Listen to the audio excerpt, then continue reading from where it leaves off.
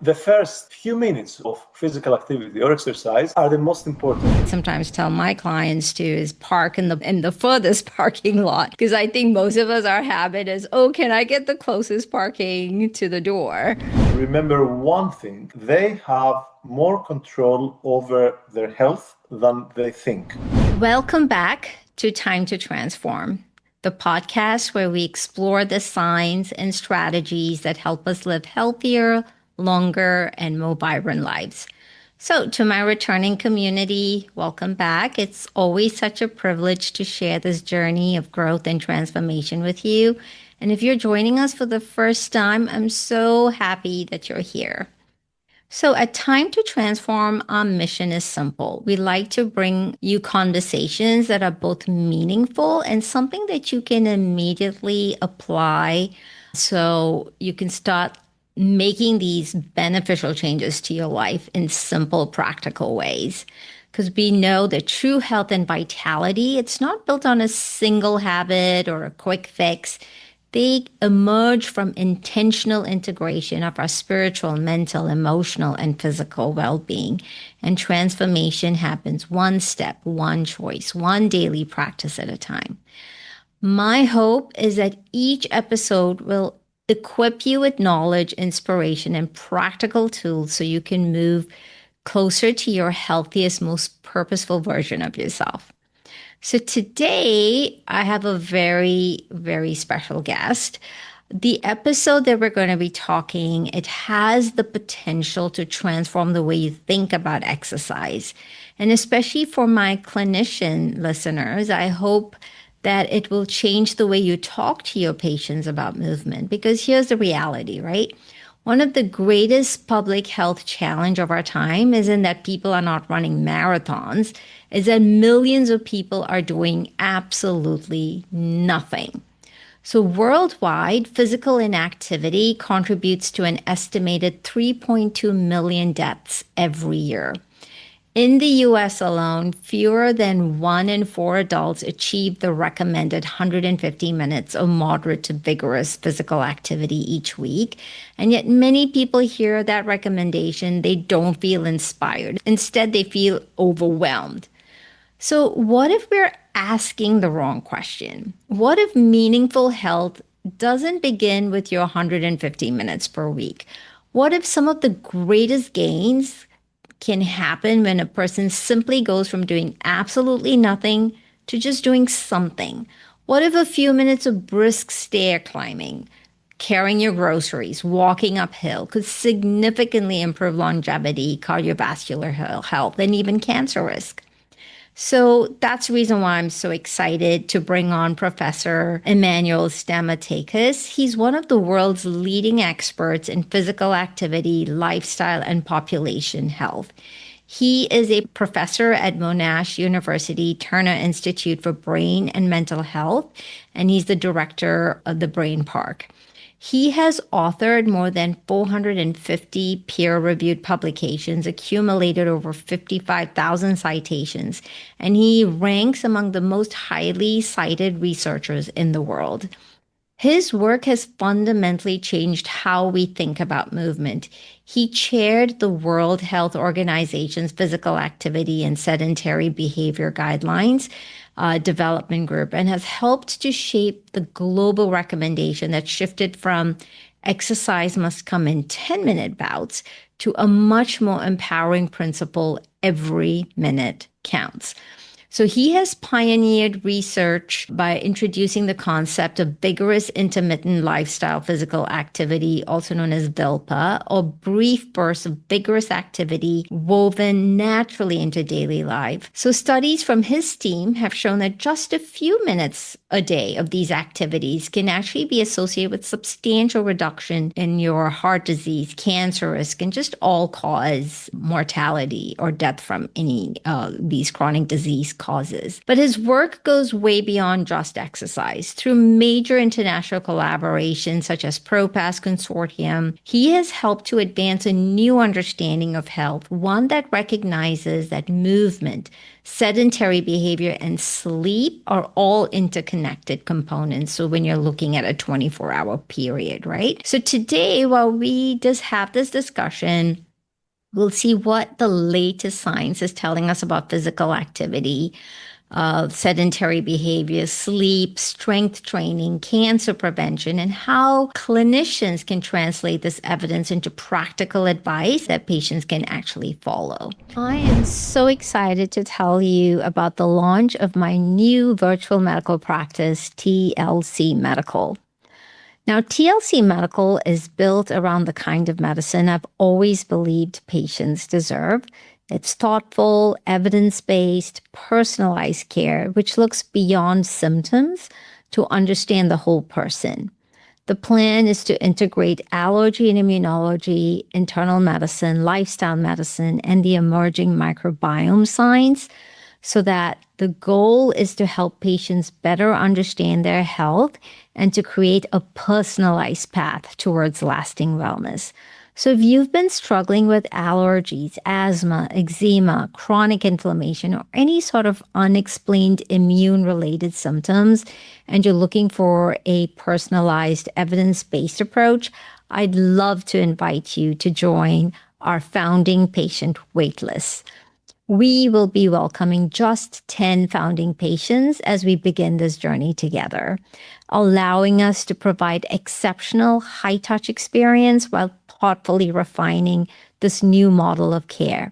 So if this sounds like the kind of care you've been looking for, I invite you to visit the link in today's show notes to learn more and join the waitlist. I would be honored to partner with you on your journey towards better health, and I hope to welcome you to TLC Medical soon.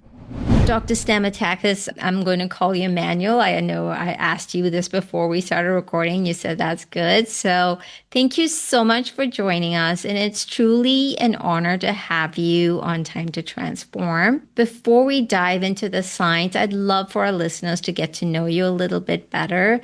So can you tell us about your journey into the field of physical activity epidemiology?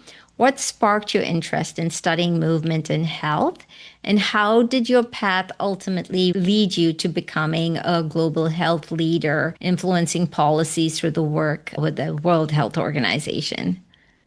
Thank you, Deepa. It's a great pleasure to be here. I always enjoy having the opportunity to elaborate what our research means. If the listeners from everything I'm going to say today are to remember one thing, what I would like them to remember is that they have more control over their health than they think. Because essentially the kind of work we are doing, it's a line of work that is primary goal is to empower people and take as much control as possible. To answer your question, I grew up the island of Crete in Greece, in a very rural part of Crete, where farming and agriculture was the main sources of the economy was moving on farming and agriculture. The main memory I have from my childhood, which was a very happy childhood, I remember very vividly with vibrant colors. That's my childhood. The main memory I have is being on a soccer field, running for 6-7 hours a day, every day. And I had something about movement. I love movement. My ambition at the age of 13 or 14 was to become a professional soccer player. Then I had an injury at the age of 17. I was playing competitively for a team, and I never really recovered.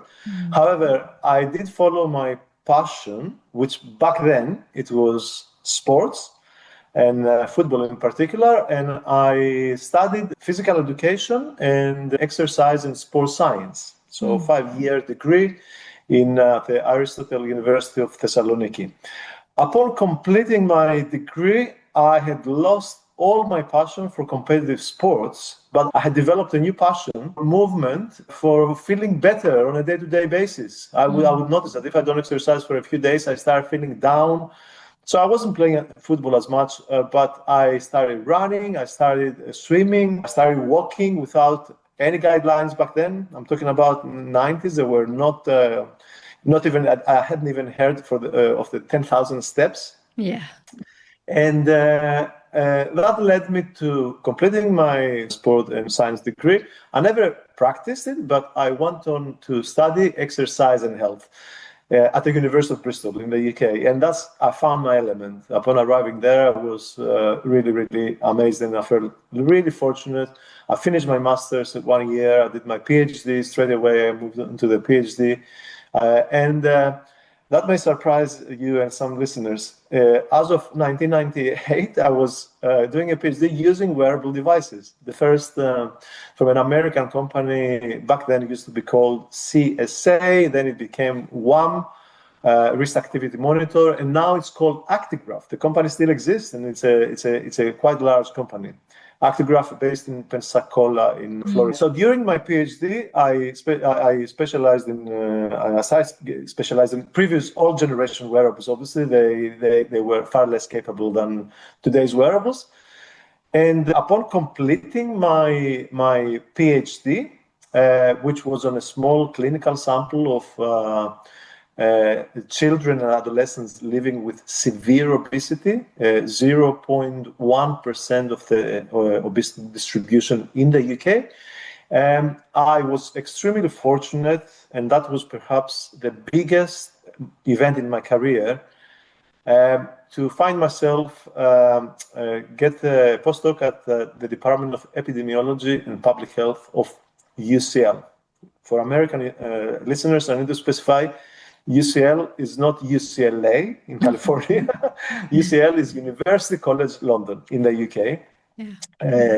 It's easy to mix them. To mix them. Right. And epidemiology allowed me to effectively implement the passion I had on large-scale population-level research.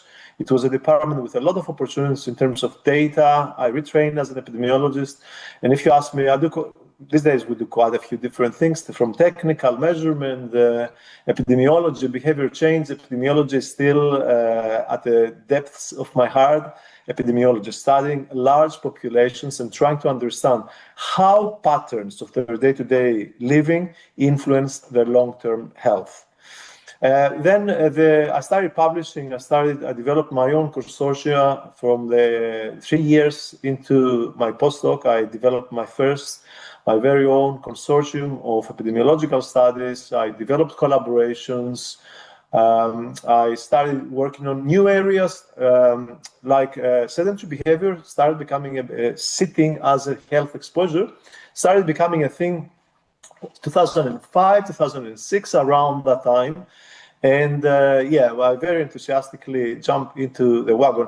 The central behavior research was a major catalyst in our field, I would say, because it somehow, up to that point, it was mostly about exercise. You would hear about moderate intensity physical activity and walking to some extent, but it was mostly about exercise, the regimen of specific amount, specific intensity.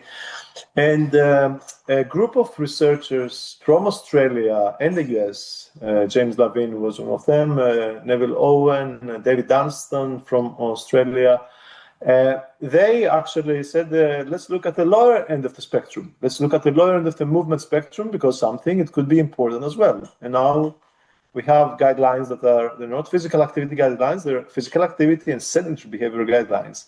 So there was a much needed shake-up in how we think about movement back then. Then in 2014, I moved to Australia. So I finished after 12 years at University College London, and it was my first faculty position at the University of Sydney. And stayed at the University of Sydney for 12 years. I became a full professor there. And as of April this year, a very exciting move to Manos University, an amazing university in Melbourne. It happens to be the largest university in Australia. So I tend to run my life in cycles of 12 years exactly. I stayed for 12 years at UCL, 12 years at the University of Sydney. Coincidentally, I'm 12 years away from official retirement age, as it happens. Oh, wow. Very symmetrical. Yeah. Yeah, yeah. That's so cool. Well, that's like such a fascinating story, how your passion over time kind of helped you develop now how you've helped to influence the way we look at workouts and how important it is and how you just need such minimum amounts. So one of the things that you've discovered, I would say, through your research is that every minute counts. So, have we been sending the wrong message? Because, for decades, people have been told aim for at least 150 minutes of moderate to vigorous physical activity. And yet, your research and then the broader literature suggests that some of the greatest health gains are when people go from simply doing nothing to doing something. And so even that small amount of activity is so beneficial. So what does the dose response relationship actually look like? And have we unintentionally discouraged people by making physical activity sound like an all or nothing proposition? First of all, let me start by mentioning that I have developed a research program that purely comes 99% from personal experience. This is how I operate as a person, as a professional. I can't develop a passion unless it has a certain degree of personal relevance. A very important clarification to something you said. It's not a correction, it's a clarification, expand on something you said. Yes, we did produce some of the first evidence on the idea that any movement counts. However, in the 2020 WHO World Health Organization guidelines, the key message was all movement counts. The reason why I initiated the VILPA stream, the incidental physical activity in relation to long-term health outcomes stream, is that the realization that I was involved in the development of the guidelines, as you pointed out. We developed that instruction mostly for messaging purposes. It was not particularly evidence-based. There was not much evidence. So I combined my personal passion for day-to-day movement. I loved incidental activity. I sold my last car in 2008. At the time, I used to live in Brighton, on the south coast of England.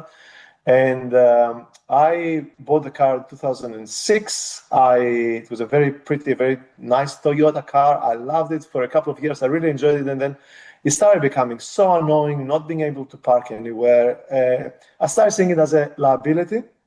And I decided, okay, I'm going to try for the first time in my life to be car free and see what's going to happen. I wasn't very certain it would work. Within a few weeks, I remember it was like a eureka moment somehow. I felt liberated, because I could see that my day-to-day life was so much better. I would walk everywhere, or I would cycle. I had more contact with my social surroundings, my local community. I would talk to more neighbors, to more people, instead of being behind the car. And that somehow being a major motive, because as I said before, the personal experience and personal relevance are really, really important for me to keep processing the idea, keep processing it until it becomes a scientific problem, and then look for solutions to those scientific problems. So it's a sequence that unless I have that personal relevance, it doesn't even start, I would say. That's how I operate. Now, going back to your question, so the key message from the WHO guidelines was all movement counts. We didn't have particularly strong evidence, and the reason we didn't have particularly strong evidence is twofold reason. First of all, questionnaires cannot capture anything that involves incidental activity. They cannot capture incidental aspects of our living. People can recall and they can report back accurately things they plan, and that's leisure time exercise, structured exercise. We can recall fairly accurately whether we go to the gym, how many times, how much time we spend, and then we still misreport it. I mean, as it happens, because we tend to give answers that please the ears of the interviewer and the social desirability, because exercise is considered a positive, a good behavior to do, and we don't want to come across as lazy. So yeah, questionnaires can capture quite badly only pre-planned aspects of our behavior. And there was no, the wearable devices cannot capture the context very well. So they know that there is movement. They don't know whether the movement is because you are doing yard work, gardening, you are digging, you are weeding, or you are playing table tennis. They will confuse those two. There is a possibility that they will confuse the type of activity, the context of activity. Now, guidelines and what we know about physical activity and health, as of today, back in when the 2020 guidelines were developed, I would say approximately maybe only 10 to 15% of the total evidence came from wearable devices, and the remaining 80, 75, 80%, 85% was coming from questionnaires. So we had a methodological limitation that would not allow us to understand whether any movement counts or not, because questionnaires cannot capture light intensity activity, cannot capture incidental activities. Now we are making progress gradually. Wearable devices that are a lot more accurate can have started somehow, I would say, complementing, not necessarily substituting the evidence for questionnaires. And now is the time to start digging into scratching the surface and going into a more detail. And once we start scratching the surface with these new methodologies, with those new tools, with machine learning and AI that have been a massive game changers, even in what we are doing, we can characterize human behavior very, very accurately. That's why we are able to see associations with very subtle aspects of our day-to-day behavior, like VILPA bouts, vigorous intermittent lifestyle physical activity bouts, lasting up to 1 minute, 30 seconds, 40 seconds, 45 seconds. Our methods can capture this subtle behavior, and that's why we are able to detect associations. Going to your last part of the question about whether we've been misled and about the dose response, I don't think that anyone has intentionally, and we need to be very kind and very grateful, I would say, to previous to scientists who've done work with questionnaires. We have done lots of work with questionnaires. Previous guideline developers, everyone was doing their best, making best use of best available evidence at the time. Questionnaires have been major contributors to what we know about physical activity and about the status of physical activity in public health and medicine. I should not certainly, I need to make sure that I do not appear as ungrateful or suggesting that this evidence was not useful. But questionnaires, and so I've referred to many differences between questionnaires and wearable devices. One thing that both types of evidence have in common is that we see very clearly that the first few minutes of physical activity or exercise are the most important, in the sense that we consistently see across many studies, not all of them, but across many wearables-based studies as well, we see that the dose response is that we see a very steep decline when we move from 0 minutes or 1 minute to 2 minutes, to 5 minutes to 10 minutes, and then gradually the dose response becomes a little bit flatter. With questionnaires, we see exactly the same dose response, but the flat bit comes much earlier, before we see the full extent of the potential gains of physical activity. So there are some similarities. So the first few minutes, and as a public health message for the general public, for health practitioners, is focus on people, especially in environments with very sparse resources. Focusing on people who do very little is a good idea, and supporting them to do some in the first instance. The goal should not be perfection. The goal should be in behaviorally sustainable integration of more movement, more physical activity once it becomes a habit, because that's the other thing that is critical when it comes to trying to support people. The goal is always habit formation, is not to initiate something that will be done for a month or 2 months a year. Habit formation, and especially habit formation, is particularly important for incidental aspects of physical activity. To word it in a different way, habit formation means that we convert something that we consciously treat as something new and something purposeful. For example, right now I'm in Montreal. I'm staying on the 4th floor. I have the option to use the elevator or walk 4 flights of stairs.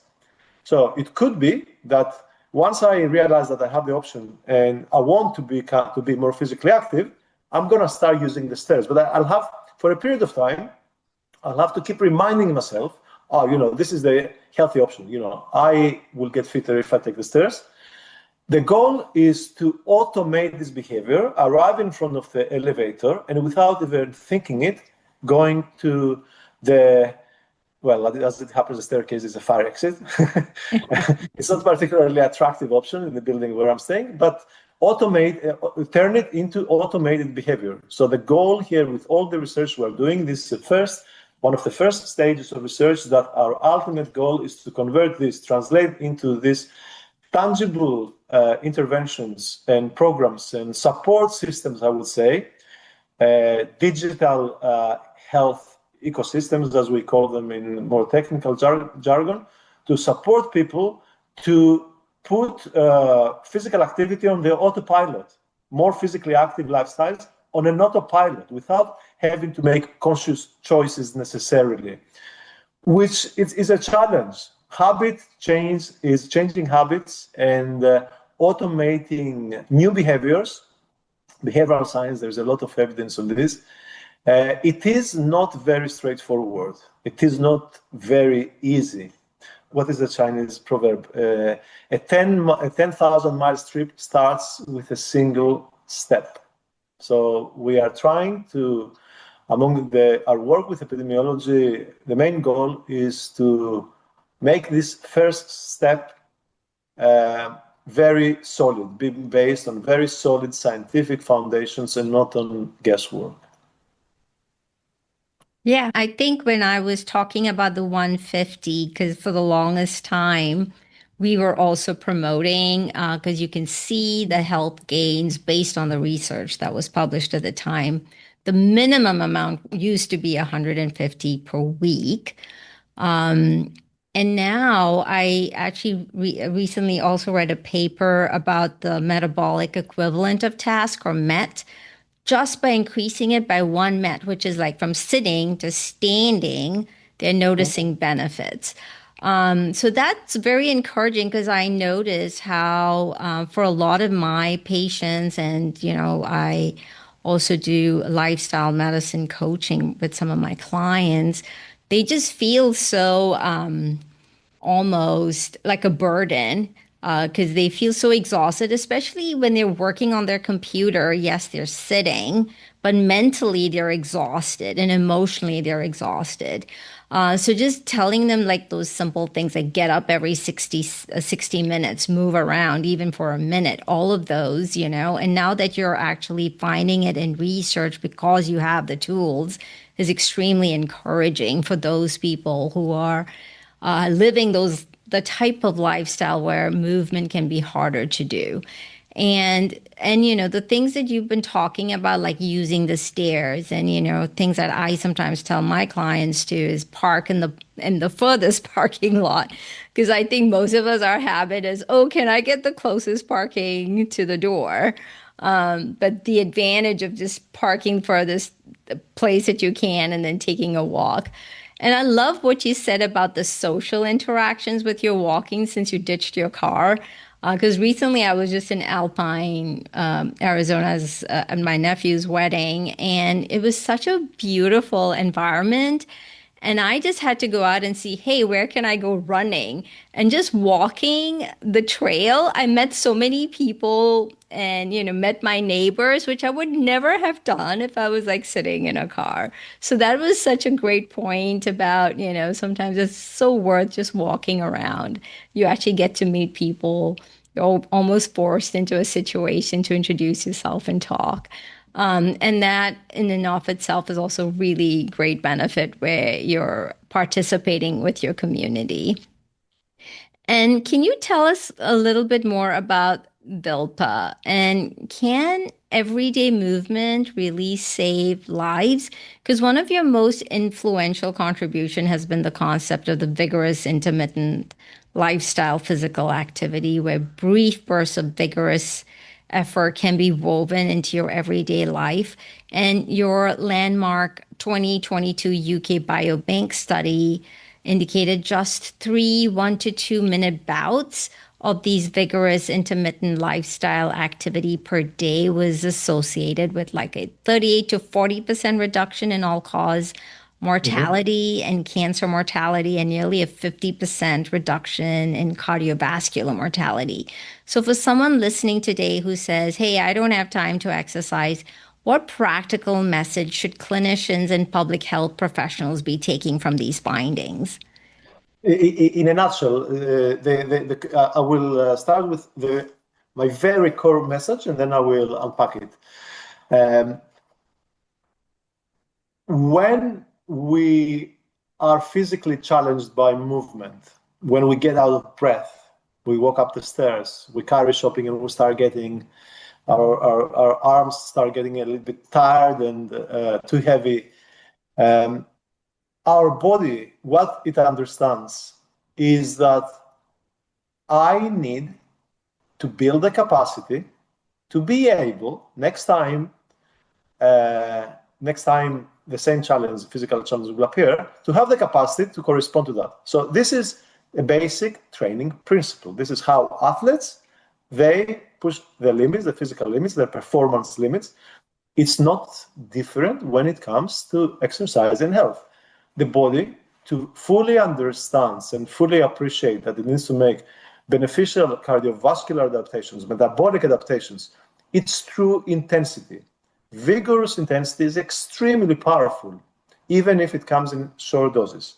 So vigorous exertion, entering this discomfort zone, there is always some slight discomfort, and we cannot avoid this.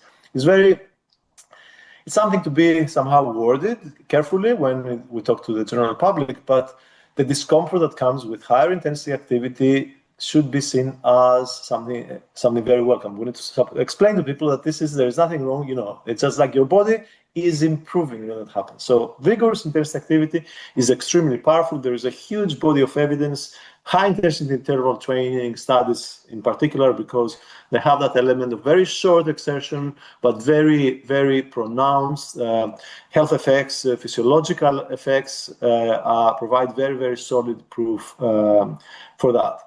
So the VILPA, effectively, what we found is that 4.5 minutes, the median amount of accumulated VILPA through short bursts, lasting as little as 10 seconds, between 10 seconds and 1 minute. So the accumulated activity of this type interspersed across the day, which corresponded to 9 to 10 bursts. It's not 3 to 4. 3 to 4 is our quite clumsy statistical index we use in that study. We abandoned it now. Behaviorally, it corresponds to, on average, to 9 to 10 bursts of very brief, high-intensity, vigorous intensity, incidental activity. And we could see that in this amount, which is much, much lower than any previous study identifying minimum benefits of physical activity, we could see very pronounced effects on cardiovascular disease mortality. More recently, we've seen the same with diabetes, around the same amount, 4.5 to 5 minutes of daily VILPA is associated with approximately 40 to 50% reduction in type 2 diabetes risk over the time horizon of 7-8 years. So we have replicated this across a wide range of outcomes. I'd like to use this 2026 type 2 diabetes studies published in Diabetes Care for any members of the audience or clinicians who want to take a look. Diabetes Care April 2026. It's a study that is labeled, the title mentions micro patterns. It's not VILPA. The title has physical activity micro patterns. And I think the connection there is, the definition of micro patterns is quite obvious.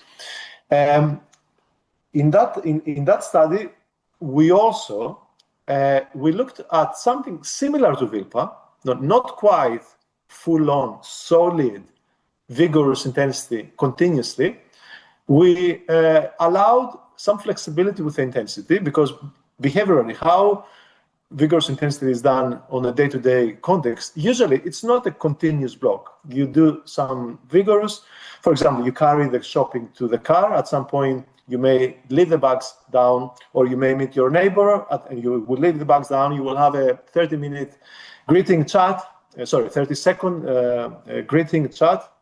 You will pick up your bags, you will continue working. So in reality, how vigorous intensity happens comes in short bursts, interspersed with some moderate intensity or some light intensity sometimes. So we developed another concept, MVILPA, that stands for Moderate to Vigorous Intermittent Lifestyle Physical Activity. And we have developed this. This is a definition. We didn't make it up. This is empirically developed from large population studies. Up to 3 minutes of MVILPA, it's the common pattern in the population. About 85% of all moderate to vigorous, mixed, in other words, bouts, 85% last up to 3 minutes. So we consider this as behaviorally plausible, behaviorally feasible, because we know in studies of tens of thousands of people, we see that this is done, these are observational studies, so people are not instructed to do it. So we consider this as a feasible physical activity pattern. MVILPA was also associated with the same amount, with the same degree of reduction in type 2 diabetes. And we've seen that the same with cardiovascular disease. But of course, because intensity is a mixture of moderate and vigorous is a lot more potent per time unit. We see that in terms of the equivalent health benefits, we need approximately 25 minutes, the equivalent health benefit of 3 or 4 minutes of VILPA, you need 23 to 24 minutes of MVILPA.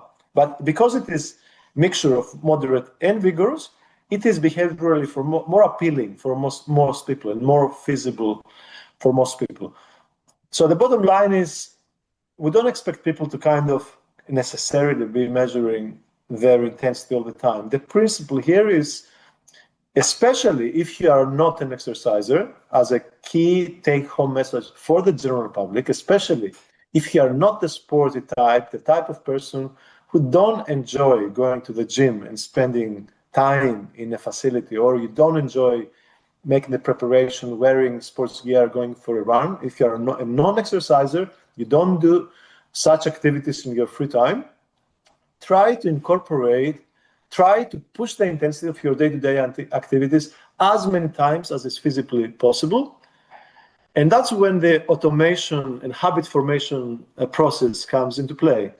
Because for people need to become aware, first of all, not have the information, then become conscious and start drawing parallels of this concept and of opportunities, try to identify opportunities for this kind of activity in their day-to-day routines.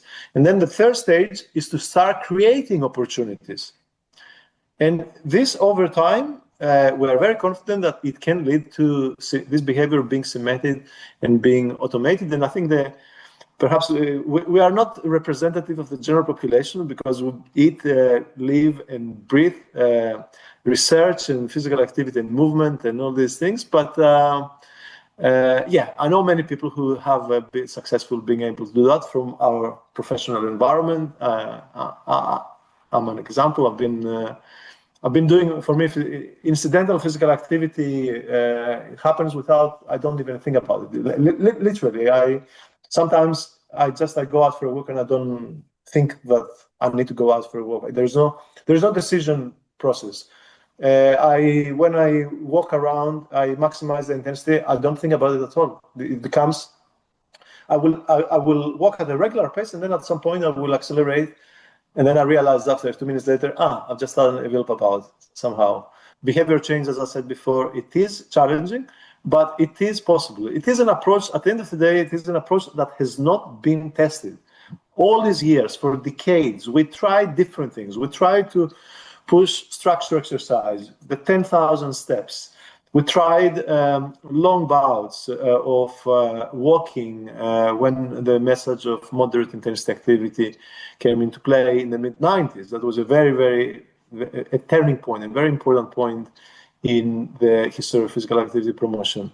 But we've never consciously promoted this idea: make the most of your day-to-day routine when it comes to movement. Make the most and integrate as much movement of as high intensity as possible. And in addition, I should also say that in addition to the direct health benefits, long-term health benefits, if such a pattern becomes a habit, so again, huge emphasis on this point, that it's not opportunistic behavior, and it's not occasional behavior. It has to become a lifelong pattern. It has to become a long-term pattern. Twofold benefits, potential benefits: direct health benefits. B, get people to get accustomed to higher exertion and become friendlier, start hopefully enjoying it, getting the buzz that many exercisers get, and hopefully initiate a structured exercise program. Structured exercise, in many ways, it is still, I usually avoid such questions about what is the best exercise. I really don't like this kind of questions because I think it's a myth. There is no such a thing about the best exercise. But the matter of the fact is, structured exercise, is designed for health and movements.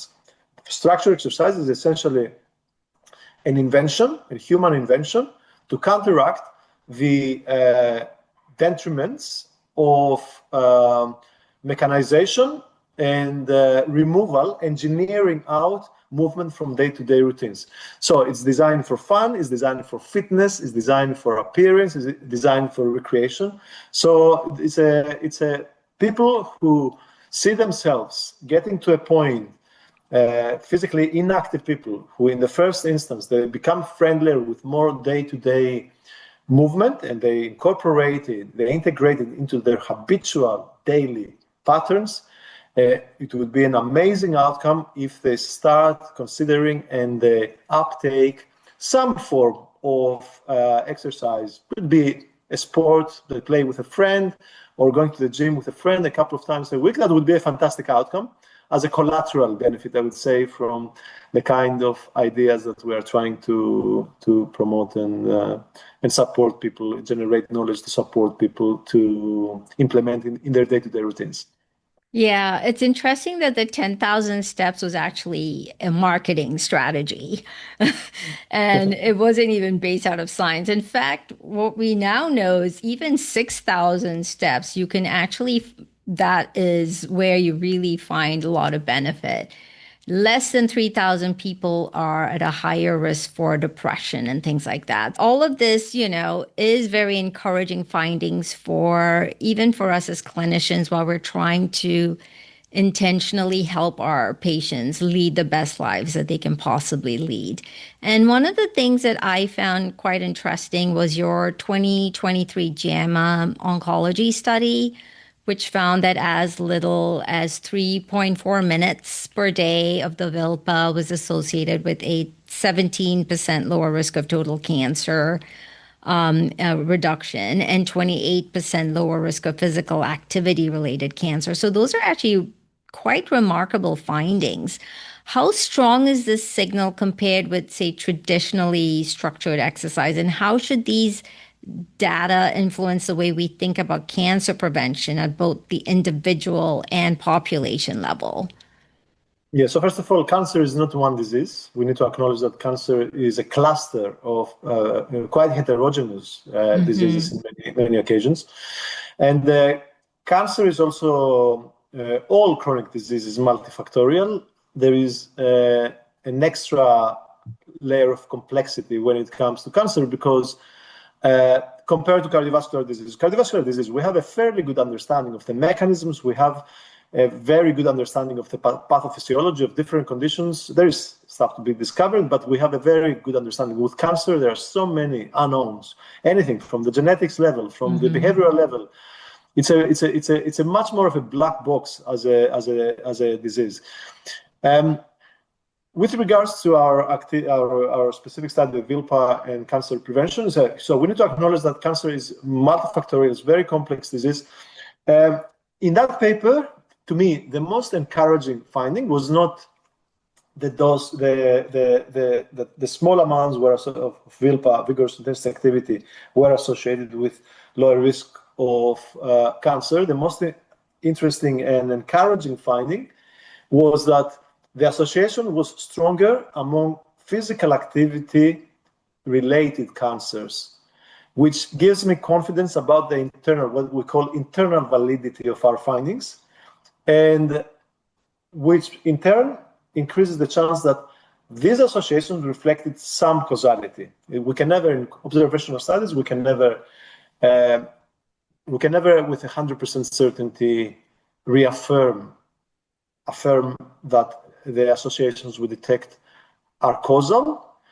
There are not that many wearables-based studies that have examined that research question. So I think that piece of research hopefully will inspire more studies of this kind, because in science, the replication is critical. So the one discovery by a single study, generally speaking, says very little. What makes a study valuable is if ideally a different group of researchers in a different country using a different group of participants reproduce the methods in that first study and hopefully replicate the findings. So you need the replication, is the very essence of science. However, there is a balance between how much replication we have and when are we going to start acting. And this is very relevant to this micropattern, physical activity micropatterns and VILPA line of work, because we know that physical activity is a huge problem. What are the givens? The givens is that physical activity is a huge public health problem, between 3.2 million deaths per year globally. Other estimates bring that to 6 million deaths. Professor Emmanuel from Harvard, study in the Lancet 2012 estimated that 6 million people die of physical inactivity. Direct physical activity inactivity directly causes 6 million deaths. So it's a huge public health problem. And the other given is that we haven't found a universal solution to this problem, to see measurable improvements in the physical activity levels of the population.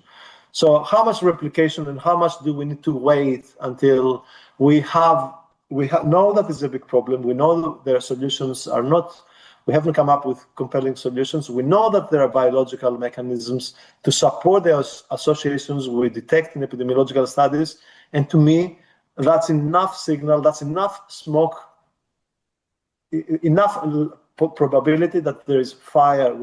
If epidemiological observational findings would treat them as smoke, that's enough smoke to know that there is fire there.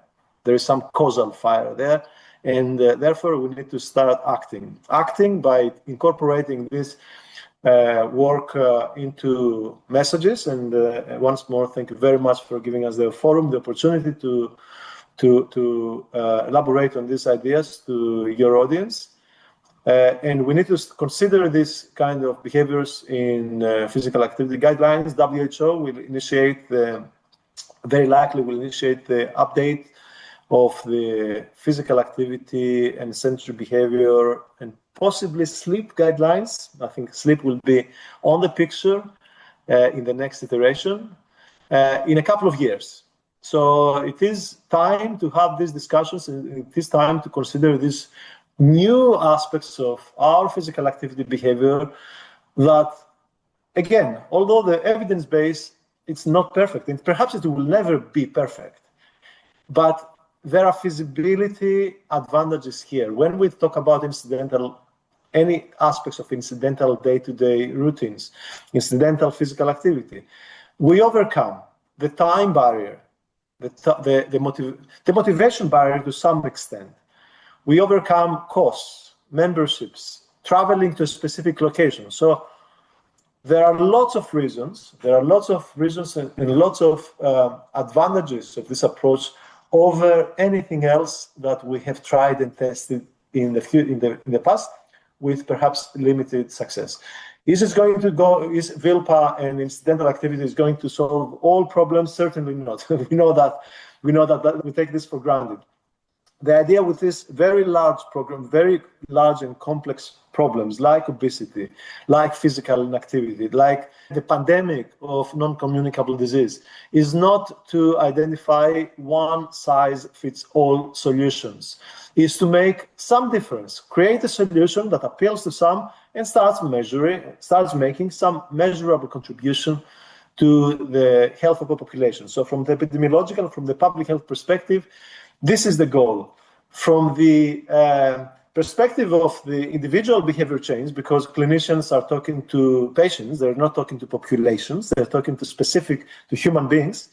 From the individual behavior change perspective, it is important. The goal here is to somehow sow those seeds in people's minds, and get them to start thinking about it. Some of them, we know from the qualitative work we are doing. As I said before, we do a lot of qualitative work, and we talk to end users of this knowledge. I consider the main demographic who could benefit from this is middle-aged and older people who gave up sports and exercise a long time ago. But it's not very hard to find and recruit such people to participate in our studies, because this is the majority demographic. In Australia, is the 85% of the 40 plus fall under that category, 80 to 85% of the population. In the US, it is perhaps even higher than that. Right. It's important to start having these discussions. And I really like how you framed it at the start of the discussion in relation to physicians and the role of physicians. There's some tension between public health and clinical science in general when it comes to behavior change, and public health mostly comprising of population health scientists and epidemiologists, and they say we're wasting our time by individual behavior change. Okay, so what? Shall we give up? Shall our healthcare systems give up and say we give up completely? We don't do prevention very well anyway. Shall we give up altogether? Of course not. This individual level behavior change is as important as population-wide measures. I think this is a false dichotomy in certain public health and scientific circles. You hear a lot about this, and it's a false dichotomy that can only do detriment to the population. We need scientific unity. It's a core ingredient of success of anything in general, for science to contribute and make human existence better, I would say. So it is very important that the clinicians bring up these discussions, have these discussions, and they continue reinforcing the same idea, like they reinforce when a clinicians. I am very confident, and perhaps you have more first-hand experience than myself, because I'm not a clinician. When you know that your patient smokes, you will bring up smoking not once, not in the first consultation. You will bring it in the second. If there is a symptom, you will bring it in the third, in the fourth, and you will keep going. You will continue, because you know that it's a very detrimental behavior. Why this does not happen with physical activity? We have enough evidence.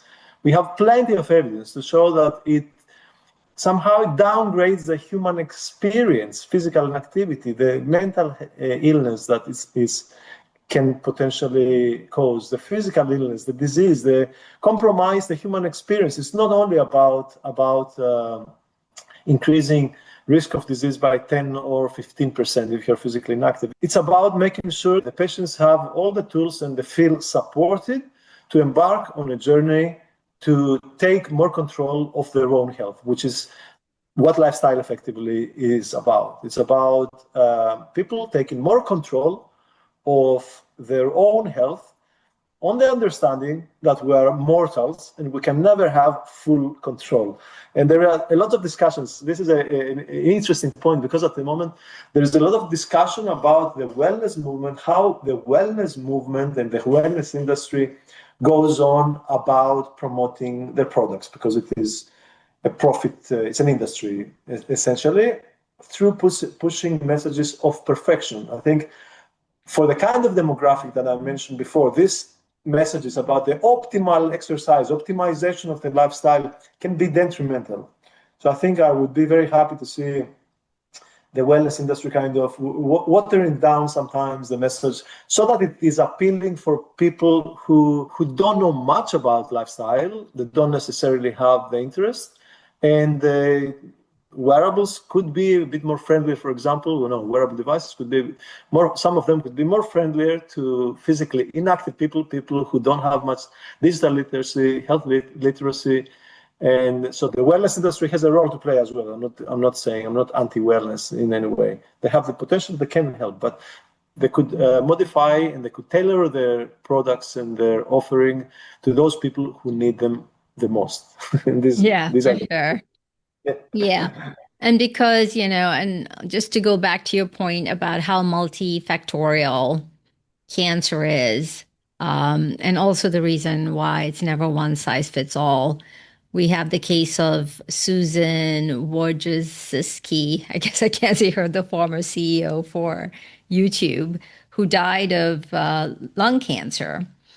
And she was very healthy as far as making good choices, being active.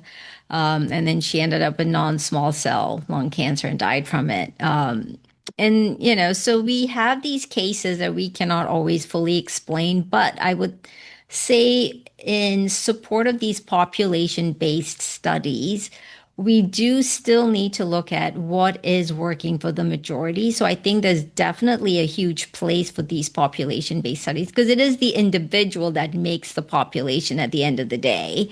Exactly.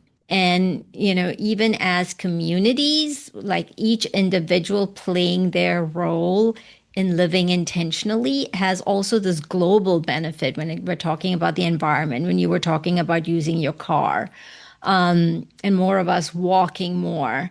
All of this at a population level, when we change our behavior, we change the way our community lives. And more, I'm also seeing, in the elderly, where they cannot drive. Now, I actually have a good friend of mine who's creating a community, a retirement community in Florida, where the elderly they don't have to drive in their community. They can see their doctor. They're just walking to the grocery store. Because as you know, in the US, most cities, like you have to drive. I mean, I live in Boston, it's a walkable city. But if you go more into the suburbs, everything is so spread out, it's kind of hard. My older daughter initially started college in Fordham, New York. So she was walking everywhere, didn't have a car. Then she switched to Yukon, which is in Storrs, Connecticut, literally the boonies. And without the car, it's like not having legs. You have to have a car to exist. So having more of these communities where we are purposefully building it in a way people can just walk to different places. I think in and of itself, then people don't even have to think about, oh, am I even incorporating steps into my day-to-day living? So I really think what you're doing at the population level is so valuable because it is a reflection also of the individual's way and options that they have, either by choice or without choice, because the way community living has been driven by individual choices over time. So they definitely both intersected very closely together and they influence, one influences the other. And so when we're talking about like how the entire day matters, right? Because we're talking about how as individuals we make decisions, how we live from day to day. You actually helped shape the WHO guidelines that emphasizes that 24-hour movement framework recognizing sleep, because you had also brought up how important sleep is, sedentary behavior, light activity, moderate to vigorous activity, they're all interconnected.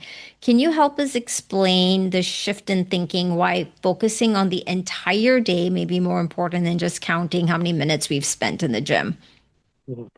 So it's actually the Canadian guideline, the Canadian 2020 guidelines and the Australian 2026 guidelines, which that have fully incorporated this 24-hour paradigm and 24-hour movement and sleep behavior. WHO not yet, but as I said before, I think that's coming in the 2030 edition. There is a good possibility that they will also go that direction, because as you pointed out, this is a direction of travel in the field at the moment. So again, I'd like to pay credit to those colleagues of mine from the 2010s on, around the time when the discussion about sedentary behavior was about the importance of sitting, the importance of light intensity activity, because that's how the tide started shifting.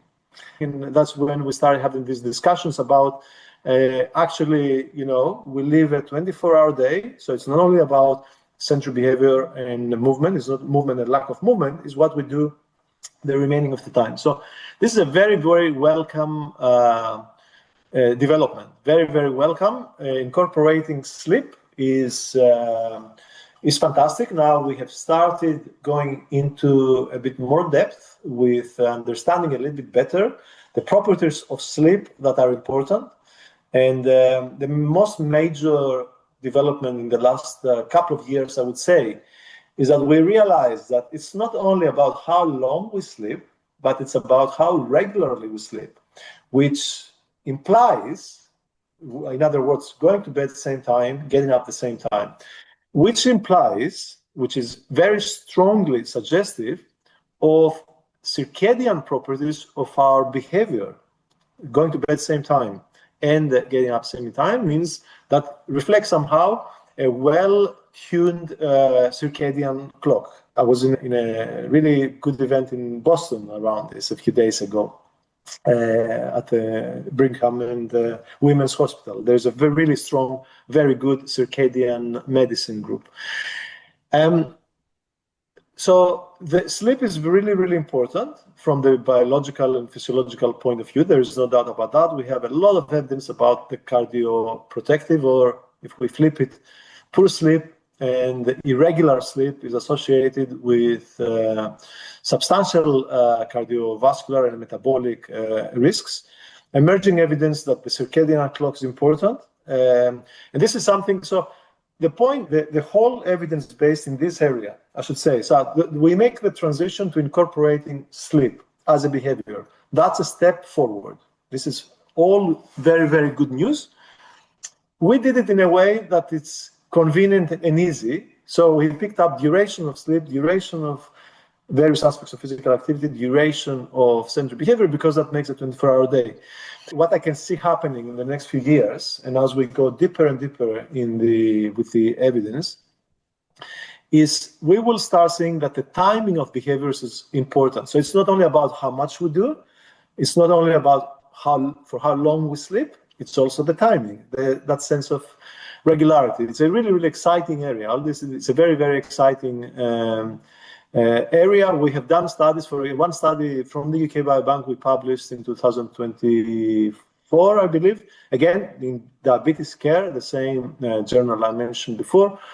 It was a study in people with metabolic disorders, people living with obesity or people living with type 2 diabetes, or both. And we could see that if we compare the effects of moderate to vigorous physical activity on cardiovascular disease risk, those people who lived with obesity and they were doing their activity in the evening, they were gaining, had much larger gains, much lower risk of instant cardiovascular disease compared to those who were doing their activity in the morning or in the afternoon. So that points towards potentially some interplay between evening exercise in metabolically impaired people. Evening exercise could support better glucose regulation overnight, which we know that is a important precursor of cardiovascular disease. Impaired regulation overnight is associated with increased risk of cardiovascular disease.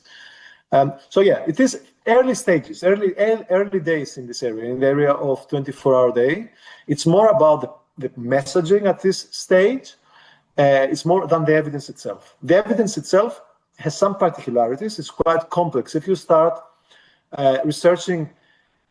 researching one behavior on its own is complex enough. Physical activity, for example, it's a hugely complex behavior, multi-layered behavior, the frequency, the intensity, the bouts, the density, whether we do it all in one go or we spread it across the day. Very complex behavior. Now imagine trying to understand this multi-layered behavior like physical activity at the same time as sleep, a completely different biological state, same time as central behavior, and understand the postural aspects of health as well. So we are making progress. The evidence is not necessarily it has not produced in a 24-hour manner, but we are making progress. And I think in the next few years we will see we will encounter major surprises once the research evolves, and we will be understanding very exciting things around the interplay of different behaviors. Because the whole point of studying them and promoting all three behaviors is to come up with a more holistic approach to lifestyle change, instead of trying to fix one thing at a time. Physical activity researchers and practitioners promote physical activity. Then the sleep silo, they're doing the same, traditionally sleep research is concerned with sleep disorders more than anything else, more than sleep health. The benefit here is that we can hopefully study them all at the same time, and then provide support to the population and to general practitioners, physicians, support them to improve lifestyles in a holistic way. Another line of research that is relevant to this discussion, so this is our SPAN work. SPAN stands for Sleep, Physical Activity, Nutrition. We are going essentially one step further than the 24-hour paradigm, because we incorporate one behavior that is not time dependent. So the 24-hour guidelines are concerned only with what can be measured in time units, and the total sum is 24 hours. We're going one step further, because I think it is somehow adopting this holistic mindset and leaving nutrition out that determines so much of our health. It is somehow very limiting. We have published a number of studies, and our goal was to identify, could small changes across different behaviors, improving sleep by a little, increasing physical activity by a little, and improving nutrition by a little, could it be that there is some synergy in the little benefit each one of those causes? There is some form of synergy. It's not 1 + 1 + 1 = 3. It's 1 + 1 + 1 equal something more than 3. So this is the definition of a synergistic relationship between different health behaviors. And very consistently, we see in study after study evidence supporting this idea, to the point that I will give you summary results of two studies. The most recent study published in April, we could see that an extra 10 minutes of sleep per day, plus an extra 5 minutes of moderate to vigorous physical activity per day, plus dietary improvement in the order of increasing fresh vegetables intake by a quarter of a cup. So 10 minutes sleep, 5 minutes physical activity, and a quarter of a cup vegetables, was associated with 10% reduction in risk of major adverse cardiovascular events like heart failure, stroke, myocardial infarction. Wow. Now, so a very interesting finding on its own.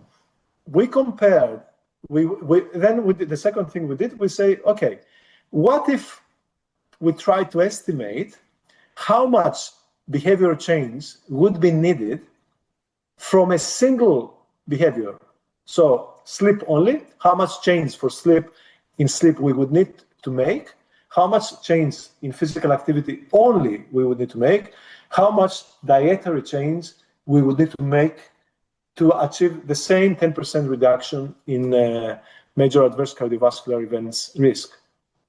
I cannot remember the exact numbers, but it was something along the lines of half an hour of sleep compared to 10 minutes if it was part of a multi-behavior change, something like 7 minutes of exercise, about 10-20%, and the equivalent of 5 to 6 times more dietary improvement coming from nutrition alone to achieve the same cardiovascular disease risk, health benefit. So in a nutshell, so what that all means, it could be that, and is very related to all this narrative around incidental physical activity and feasibility. Behaviorally feasible, small changes across multiple behaviors could have synergistic value, could have value over and above the small behavior change in each of the 3 behaviors.